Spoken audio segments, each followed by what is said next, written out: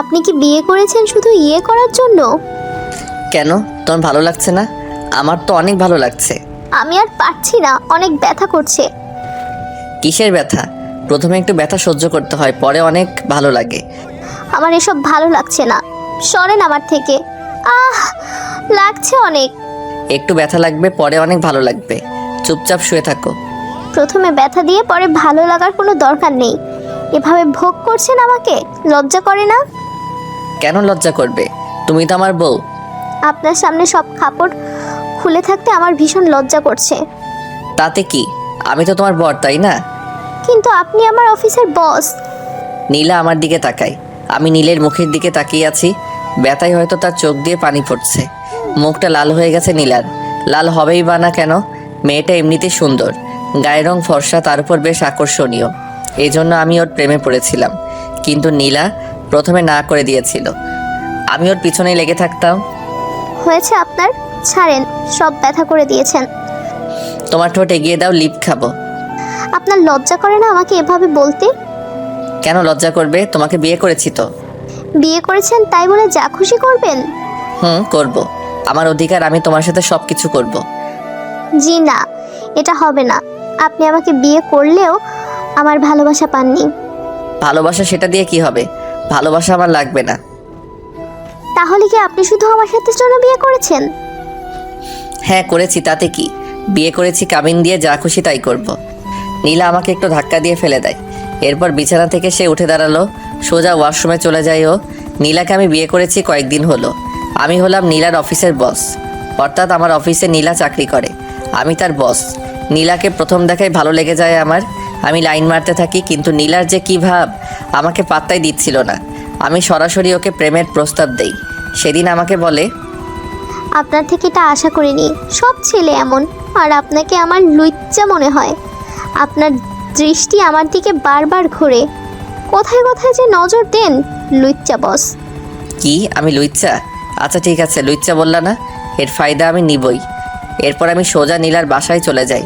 নীলার বাবাকে সরাসরি নীলাকে বিয়ের জন্য প্রস্তাব দেয়। তারা প্রথমবারই রাজি হয়ে যায়। এরপর নীলার সাথে আমার বিয়ে হয়। নীলা ওয়াশরুম থেকে বের হলো, গায়ে সাদা তোয়ালে পেঁচিয়ে এসেছে। আয়নার সামনে গিয়ে দাঁড়ালো নীলা। আমি এগিয়ে গেলাম ওর কাছে, নীলাকে পিছন থেকে জড়িয়ে ধরলাম। ওর খোলা পিঠে চুমু দিলাম আমি। নীলা কেঁপে উঠলো, কিন্তু বিরক্তি সুরে আমাকে বলে, আবার কি চান? দুপুর থেকে একটুও শান্তি দেননি। সবসময় আপনার আমাকে জড়িয়ে রাখতে ভালো লাগে। লাগে। আমার বউ, আমি যা ইচ্ছে করব। তো দেরি করছেন কেন? চলেন বিছানায় যাই, বিছানায় নিয়ে আবার ইয়ে করেন। দরকার হলে সেটাই করব। আমার যখন ইচ্ছে হবে আমি তখন সেটাই করব। আমার অধিকার। কিসের অধিকার? আপনি এত বড় লুচ্চা, জানলে কখনো বিয়ে করতাম না। কি লুচ্চামি করেছি শুনি? আমার সাথে কি করেন? সকালে একবার করেন, রাতে অফিস থেকে এসে বিছানায় ফেলে এভাবে ভোগ করেন। তারপর সারা রাত তো বাদই দিলাম। দেখেন আমার সারা বুক আপনার কামড়ের দাগ।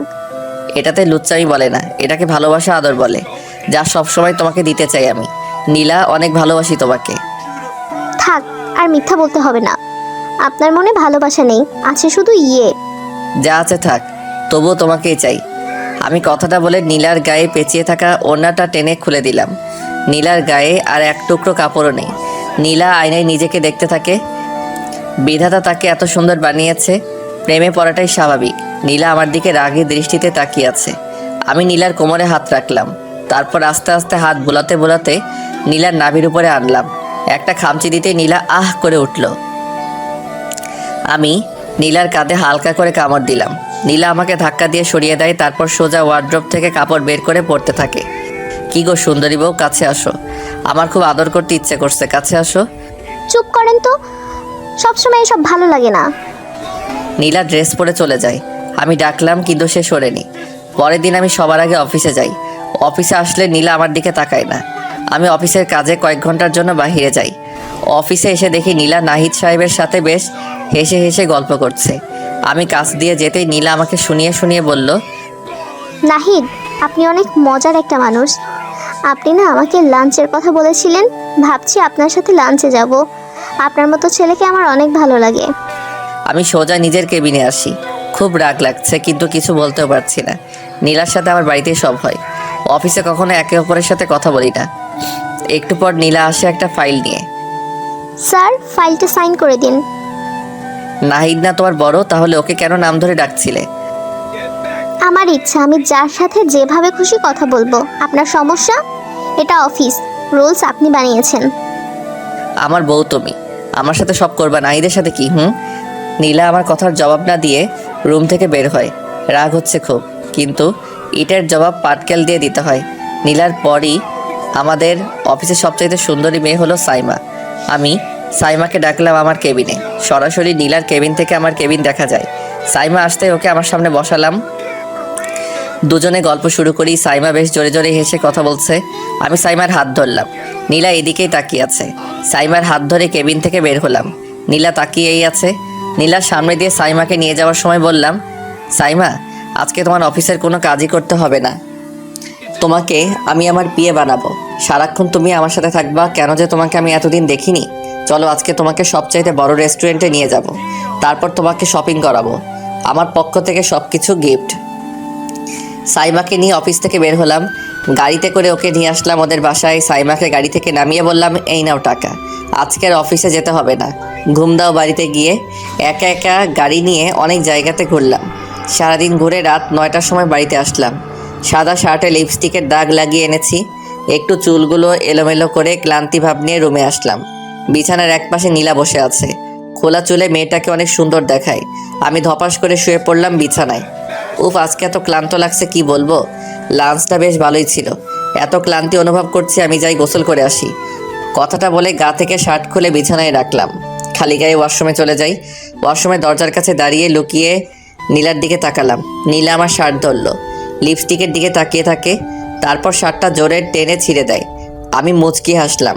ওয়াশরুম থেকে গোসল করে কোমরে তোয়ালে পেঁচিয়ে বের হলাম। আয়নার সামনে এসে চুলগুলো ঠিক করছি। তখনই নীলা আমার পিছনে এসে দাঁড়ায়। কোনো কথা না বলে আমার কাঁধে জোরে কামড় দিল। আস্তে, রাক্ষস নাকি এভাবে কামড় দেয়? আর এসব কি করছো? চুপ, লুচ্চা কোথাকার। কেন দিবেন? আপনি সরেন তো। সাইমার সাথে কোথায় গিয়েছিলে? সেটা কেন বলবো? তোর শার্টে লিপস্টিকের দাগ, তোরে যে কি করব, লুচ্চা পোলা। নীলা আমার তোয়ালে টান দিল জোরে। আমি কাপড় ছাড়া দাঁড়িয়ে রইলাম তার সামনে। নীলা আমাকে জড়িয়ে ধরলো। আমি জড়িয়ে ধরে বললাম, সাইবার বাসায় নামিয়ে দিয়ে এমনি ঘুরেছি সারাদিন। আমাকে ভালোবাসো কিনা সেটা বুঝতে এসব করেছি। আর কখনো কোনো মেয়ের সাথে এভাবে কথা বলবা না। আমিও কোনো ছেলের সাথে বলবো না। আমি নীলাকে কোলে তুলে নিয়ে বিছানায় এলাম। তারপর দুজনকে আদর করতে শুরু করি।